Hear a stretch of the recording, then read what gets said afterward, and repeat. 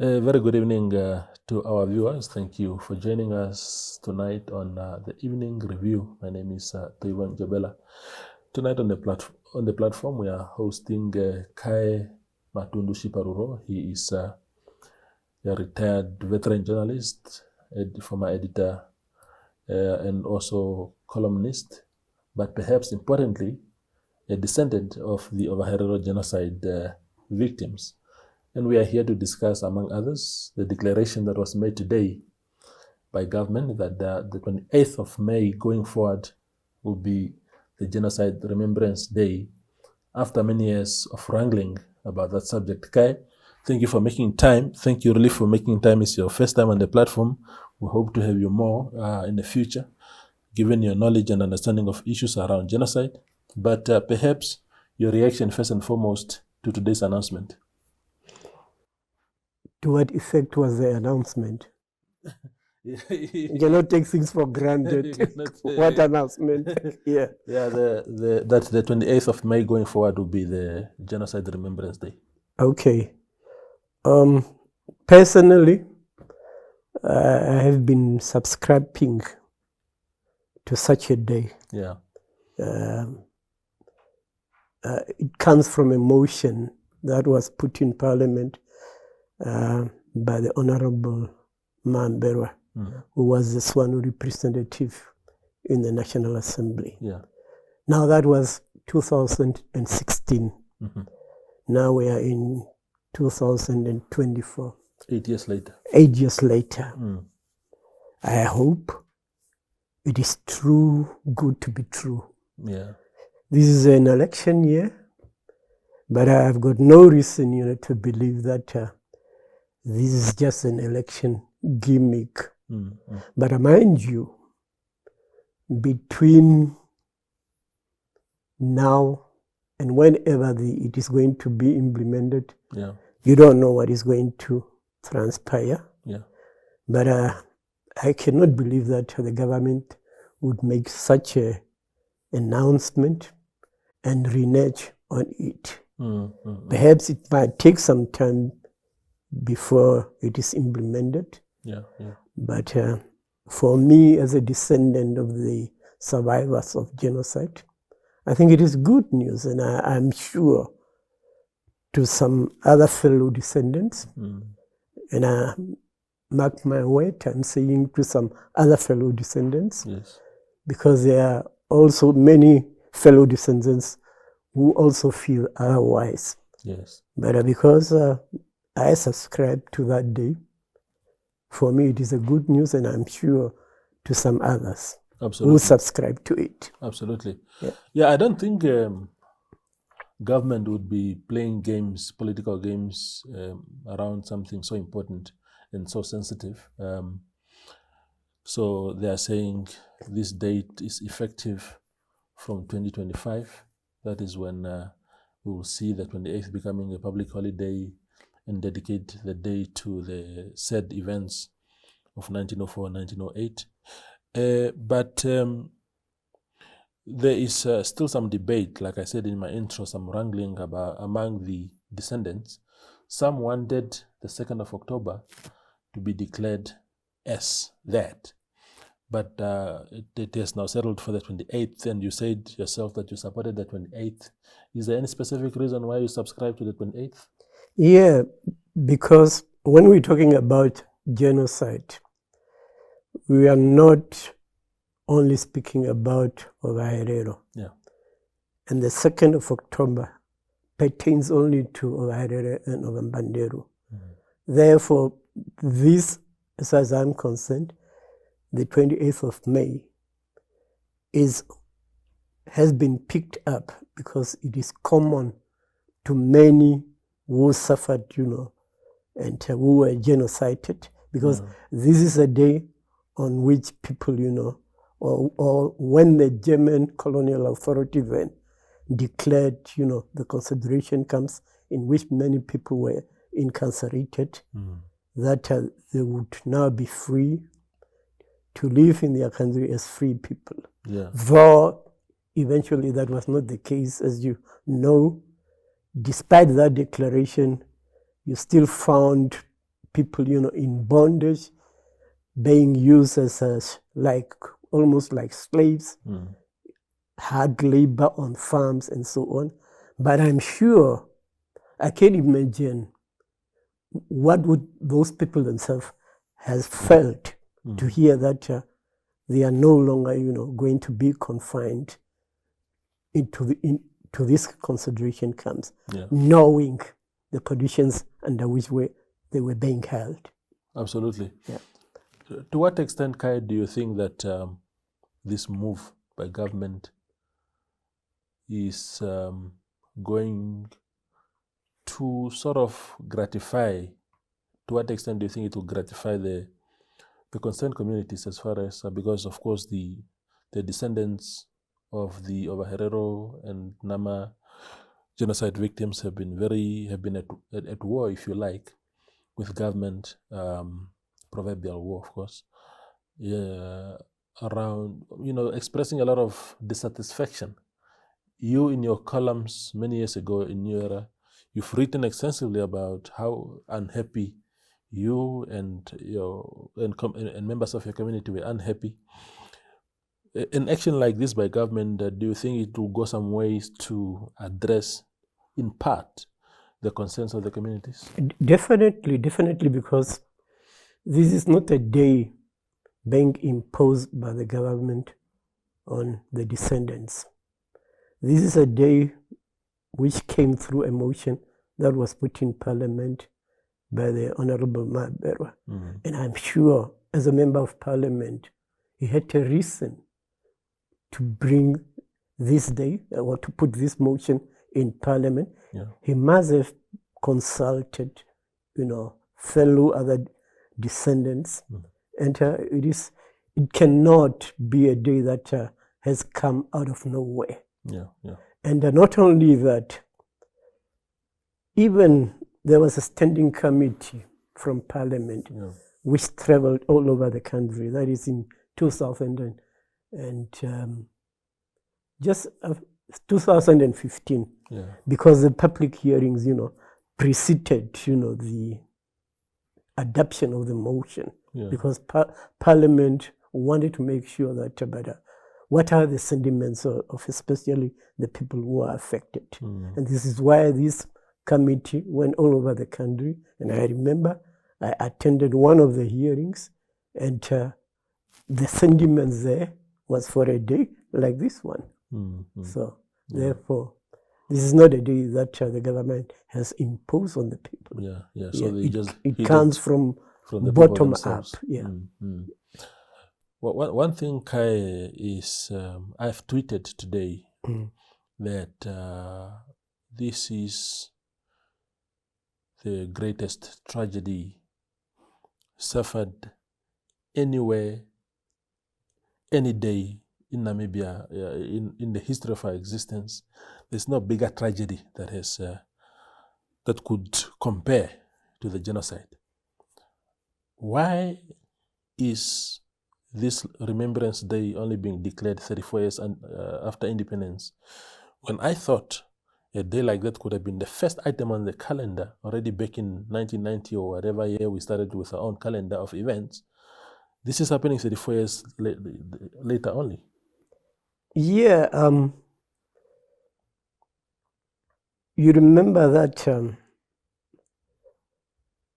the history about genocide has not been known widely in Namibia for some reasons. Obviously, we're talking about colonial history. And the battles of the Namas and Ovaherero in resisting, German colonialism was not widely known. And I remember effectively when we started to talk about genocide, it was after the 100 years commemoration of the genocide. This is when people, some people started to, something like this happened. So it's, and that is a problem of colonialism more than anything else, because any other history, even during colonial period, was being taught in schools. Yeah. But this history was nowhere in schools. As you would imagine, not only the history of genocide, even, our history of the struggle. Rarely was it being, taught in schools for good reasons. Who was in charge? But South Africa was in charge. Yeah. But surely, Kae, our leaders, it might not have been widely known. The genocide subject might not have been known widely by the common man on the street. But our leaders, who were drawing up our calendars from the beginning, had known. There's no question about whether Sam Nujoma or Hage Geingob as prime minister at the time, or even Hendrik Witbooi, who was the vice president of SWAPO around those years, that they did not know. They knew about this thing. The reason why I'm asking, and sorry I'm putting you on the spot, because it's not really for you to answer. No, you feel free. Feel free. Yeah, because I'm putting you on the spot as if you are the one who made those decisions. But as an analyst, I'm just wondering, to what do you attribute the fact that it took us so long? Because some people are saying, look, it is because the people that were in power for many years are not descendants of victims, and they did not feel the pain as much as the people like yourself have felt. Do you think there's any credibility to such? No, not necessarily, because I know in some books, even I recall one book which was, written by or edited by Professor Kachavivi, talking about the history of Namibia, from the liberation cycle to genocide. That aspect of our history is contained in there. But the most important thing is that I don't know whether you have heard about the saying which says, as long as, the lion remains a hunter, or remains hunted, it would continue, it shall not be telling its story. And it is a matter of, the narrative. Because, for instance, this genocide narrative is not only starting today, as far as I'm concerned, because the Ovaherero have been going to Okahanja. Where have they been going to Okahanja? That is, to rekindle the memories of the foremost Samuel Maharero. Why rekindle the memory of Samuel Maharero? Because it is him who led through the resistance, war. But how has that narrative been characterized in Namibia? It has just been referred to as either Herero Day or Red Flag Day. But in essence, is it just Herero Day or Red Flag Day? While its essence, its genesis, is a genocide. So it's because it's a matter of who has been, writing the narrative or telling the narrative. Do you think, before you go on a break, do you think that this day, because part of the problem also that some people allude to is that I've written about how, in my editorial once, I remember maybe 1 or 2 years ago, about how Namibians tend to leave battles to others whenever they themselves are not affected. I give an example of genocide, a battle that is largely left to the affected communities. I don't see people from other tribes really rallying behind these communities actively. Once in a while, you see isolated statements of support here and there. But and then I gave in my editorial, I gave an example of also the red line that affects communities in the north. And when it's that conversation, then you see other communities in Namibia put their hands up and say, no, that is not our battle. So do you think that when an entire day is put aside and all of us in our conscience know that the reason why we didn't go to work today is because of this tragedy that happened in our country, do you think this will summon our collective consciousness to the events and perhaps have a different take on the event? But hold that view for me, Kae. We'll go on a small break, but that will be my question. Okay. We'll go for a short one and then be All back right. with Kae.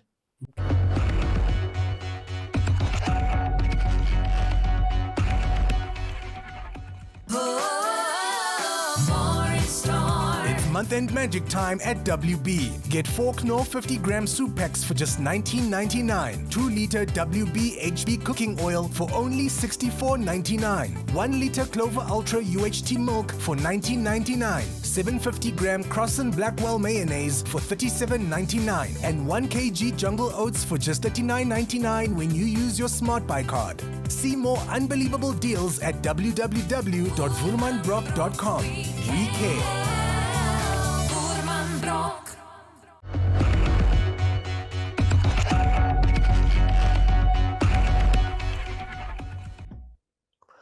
The conversation with Kae Matundu-Tjiparuro continues.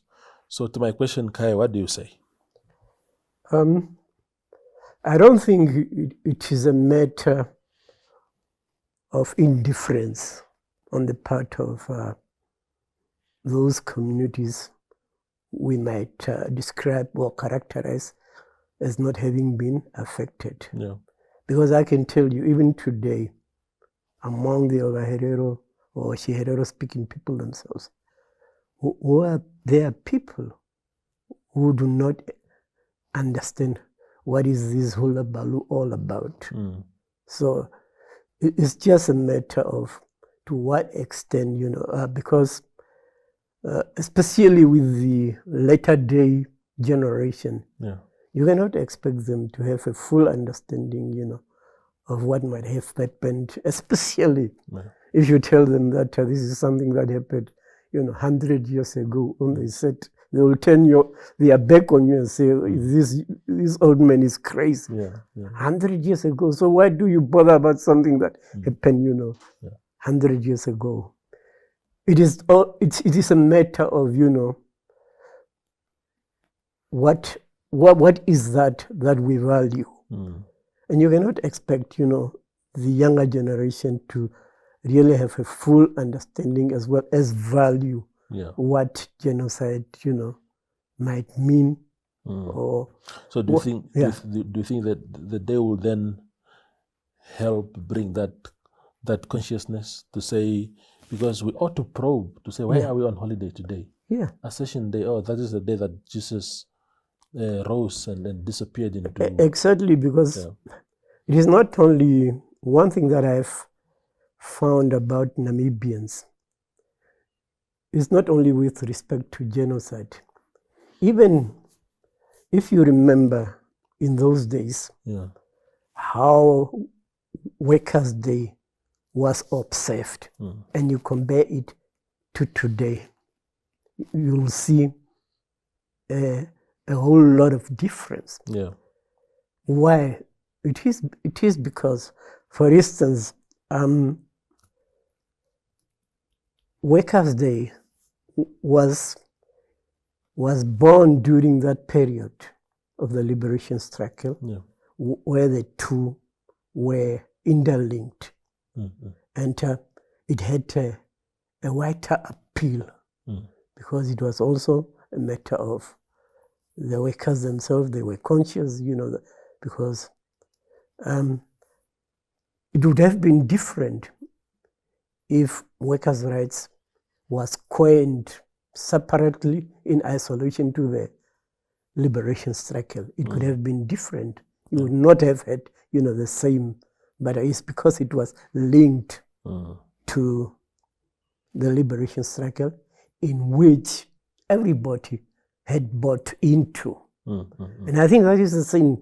Even those people, who feels that they are the affected communities, to what extent have they been able to reach out to other communities for them to be able, to buy in?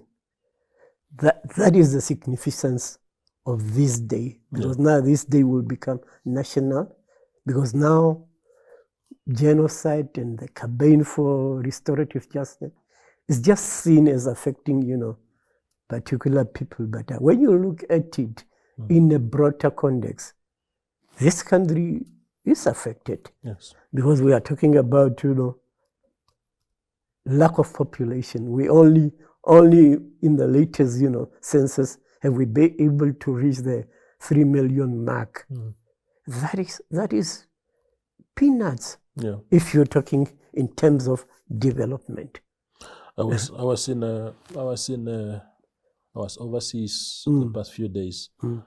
A number of us from Africa, and when I was telling some of those guys that we are 3 million people were laughing, saying, "What is the history behind that?" Yeah. And I said, "Look, I don't know, but I think that genocide had a lot to do with it. Exactly. Because if more than 100,000 were killed, if they had reproduced at the time, exactly, our population would be much, much larger." Exactly. Yeah. Yeah. But Kae, moving away from the date itself, because the date, of course, will serve as a stark reminder to what our communities have gone through. But the more important things have not been addressed as far as genocide is concerned. Your t-shirt is written, "It cannot be about us without us." It's a slogan very common within particularly the Nama and Ovaherero communities, and that stems from the feeling that the whole genocide pact that birthed this 18 billion package that was announced more than a year ago, that is unsatisfactory. How do we make sure that on top of this remembrance date, which is very, very important, of course, that the real issues get addressed? Yeah. As far as I'm concerned, the bottom line is not how much money. Because those who have been engaged in this campaign for recognition or acknowledgement by Germany of the genocide their colonial regime committed against Namibians, particularly the Ovaherero and Namas.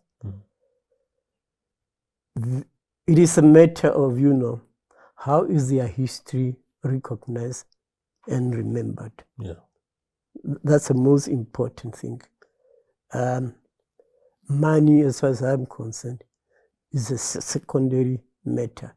But I mind you, among our communities, there are people who, when you talk about genocide, they only think about money, because that's why they are getting tired when you're saying, that the deal that has been put on the table is not the right deal. Some people are saying, no, but we can start there, because they are only thinking in terms of money. And one cannot blame them, because lately within our country, we know the hardships our communities are going through in terms of livelihood. And that is what is driving, many people. Some people, especially the elder generation like me, I want to do the fruits now. I don't want to eat tomorrow. Where would I be tomorrow? When I'm gone. Those are those sentiments which are valid, because you're talking about reparation, which should also accrue to them. But if we start to think that when we are advocating for reparation, is not so much that we reap benefits now. We have to think about the future generation. Yes. Like myself personally, I have been playing devil's advocate, saying, as far as I'm concerned, if Germany commits from now and for the next, how many years, to take a good cohort of youngsters for education in their university, that to me is tantamount to reparation. I would not want to ask anything else because it is about the future generation. And the future generation is in terms of, for them to be equipped and help build, and reconstruct their country. And through that, reap the necessary benefits that they can reap. They cannot reap benefits by handouts. We must always, be careful about that syndrome and that modality. So, the leadership bickering within, particularly Ovaherero communities, 2 men each call himself a paramount chief, and each one commands his own following. Do you think that situation is untenable, that it creates also this, it weakens the negotiation position for particularly Ovaherero, because of course, I think broadly speaking, all these factions want the same, they want reparations, but the extent to which that must be done differs with each faction. Some factions are saying, look, those that are seen to be pro-government and close to government, they were okay with even what was put on the table. They're saying, look, for us it's a matter of Germany accepting what they did, apologizing and giving us what they can, because there's no price to human life. So we can't say this price is less, give us more, as if we can put a price tag on human life. Others are saying the entire package is a joke. So that is where the differences comes from. Do you think that if these communities were united, one paramount chief, or the whole community rallying behind one leader, do you think it puts also the Ovaherero in a better negotiation position? You see, this issue of, paramount chief is historical, because when you're talking about paramountcy, who's paramount over who? And what is our past? Because as far as the Ovaherero community is concerned, everybody was a chief in his and her own right.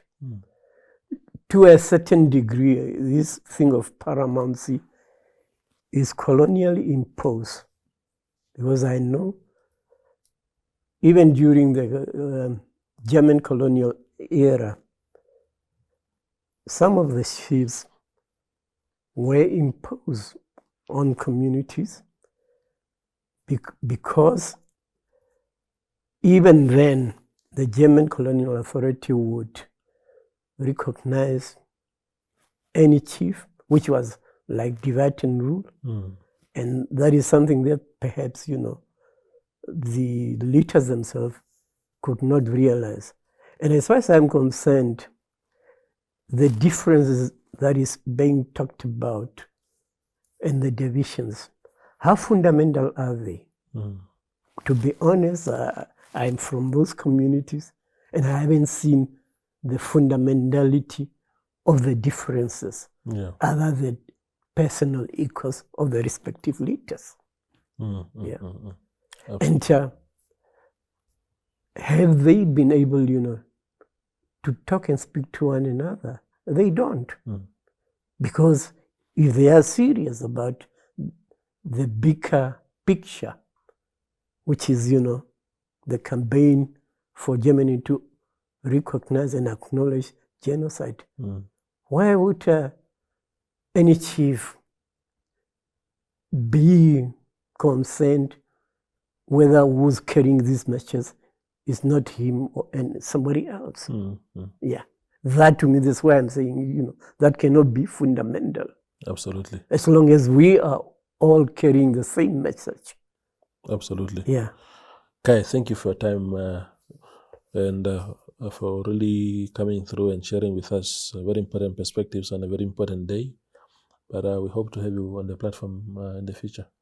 Please, if you think I've been useful, absolutely, I'll very much appreciate it. No, wonderful. Yeah, okay. That's Kae Matundu-Tjiparuro. He's a descendant of the Ovaherero genocide victims, sharing with us his perspectives after the 28th of May was declared Genocide Remembrance Day after many years of a debate around that. Thank you for watching.